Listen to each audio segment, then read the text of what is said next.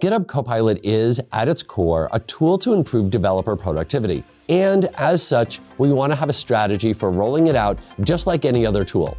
Let's explore 3 actions we can take to ensure we get the most out of this powerful technology. Today we're joined by Ya. Ya, thank you so very much for being here. Thank you so much for having me, Christopher. I think one of the things that's often forgotten with GitHub Copilot is that it is a tool just like any other, but it's also a little unique in the ways that our developers are going to interact with it. You've done a lot of research in this area. You've identified 4 key points when it comes to ensuring that we have successful rollout of GitHub Copilot. What are those 4 key points? First one is setting up clear goals, including vision and getting context of your team, your organization. Secondly is to finding your champion. Your early adopters is your best friend in this process.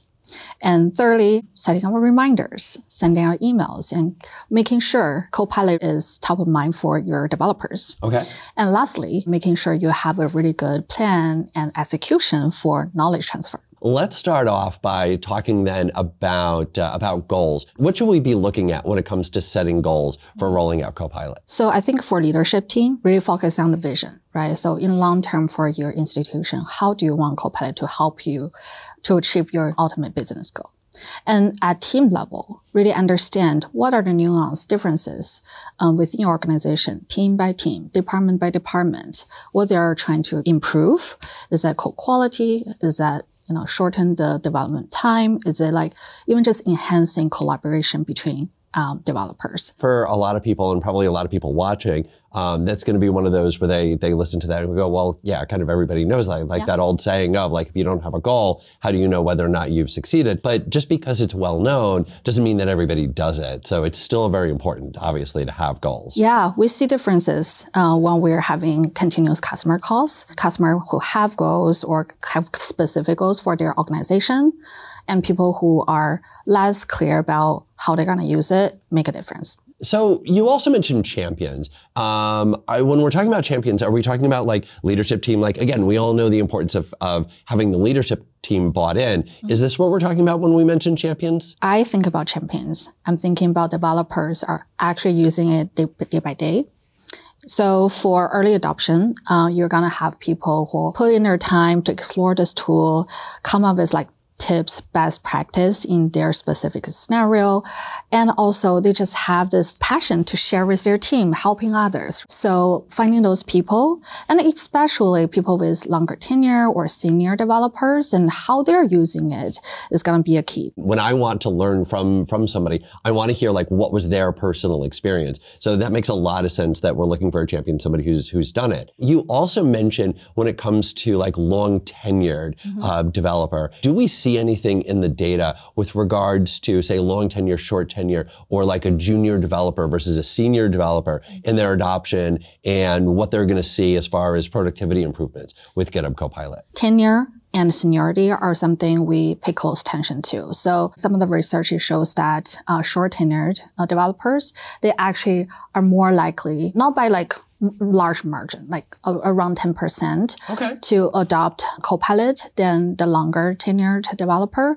And they're more likely to continue using it, after the initial adoption. So there's some hypothesis here, like one, long tenured developers, they have already this constitutional knowledge, they have some style habits they want to follow, and the short tenured developer just trying to figure out, what's the best practice, how I can do this more efficiently according to the guideline and code style, all that. And for senior, they feel like the Copilot suggestions sometimes are harder to format. They have like their style, right, already. Right. But for junior, they're more kind of looking at the function, like what you suggest me, how can I use it?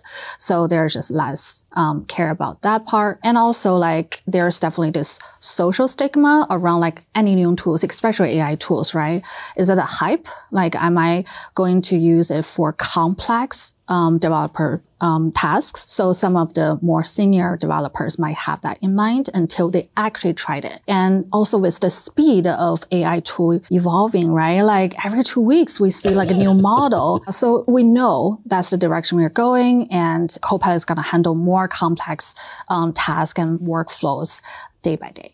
I want to go back to talk about reminders, and you're already smiling because you know where I'm going with this. Because when you first told me this, I'm like, no, that really can't be that big of a thing. Because when I hear reminders, all I can ever think of is like a mailing list. And I know that generally is just ignored, or like, it just reminds me to hit unsubscribe. But your data shows it makes a difference when it comes to adopting a tool like this. Yeah, so in one of our large-scale studies, we've seen that within the first 2 weeks, developers have like 8 to 10% of sign-up rate or activating their license without any reminder. But if you follow up with reminder, and it can be email, just simple email, but it can also be like any different form or reminder in the meetings, you know, whichever accustomed to your organization. Like a Slack message. Right. Yeah. Yeah, if you use Slack.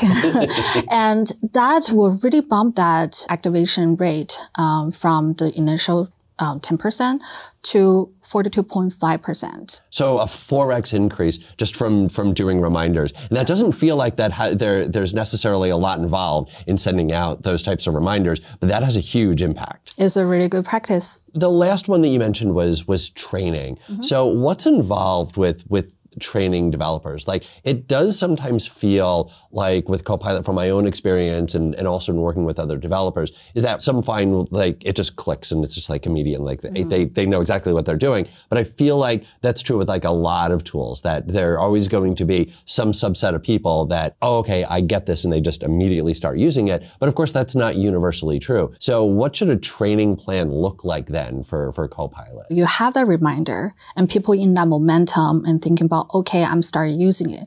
That's a great starting point to start putting documentations, digestible content. It could be like a multimedia, like a video, whichever works for your company, and then help them to like see, oh, these are my intuition, how I'm going to use it. It's really trying to make it less friction for them to put the learning into practice. Have a regular cadence and pushing this content out. Check in with your developers, how they think about those things. What are the most useful? What are not useful? So you can continue to iterate on that content.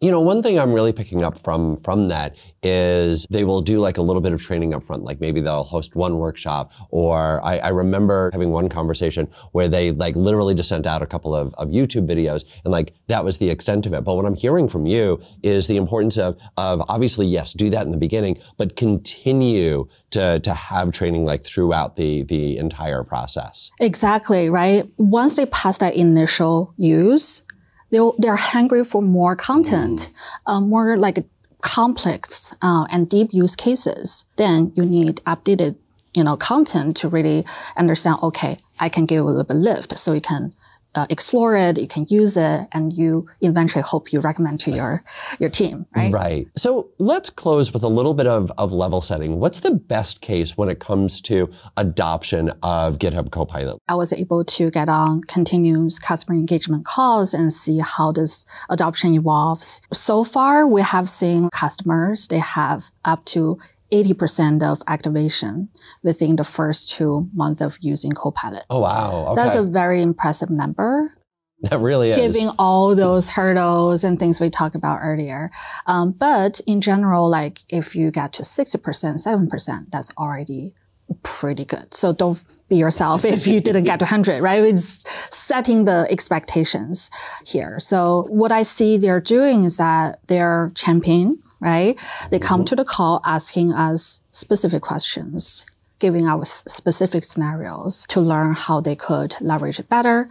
And also they're looking at data. They're looking at the dashboard we provide them and see both the Copilot usage pattern and growth over time, and also their own infrastructure, their own data set. And some of them even using the API, right, to build their own dashboard and explore, because this is really exploration still. We are all kind of in the initial phase of rolling out Copilot. So that is what I see, right? They're being very curious, they follow the plan, and of course they send out reminders and doing training that really lead up to 80% of constant usage after they activate the license plan. So almost then like a fifth thing. So we've got the we've got our reminder emails, we've got our goals, we've got our training, we've got our champions, not necessarily in that order, but that was just the order I remember them in. Right. And then last but not least is then looking at what the data says, looking at the feedback that we're getting, and then making adjustments, doing course corrections along the way to help ensure adoption. Yeah, and while you're looking at data, they're also getting feedbacks from their developers, so they know behind that data what developers are actually doing. And so that is very helpful context too. Thank you so very much for joining us today, Ya, and sharing all of your knowledge. Thank you so much. What stuck out to me about that conversation is how 3 things can really help drive adoption of GitHub Copilot and really anything that you'll be rolling out to your developers. Sending out those reminders, identifying champions, and ensuring that you have training available throughout the entire process. To read about the studies and an ebook about how to best roll out those trainings, you can check out the link. And thanks for joining as we went beyond the commit.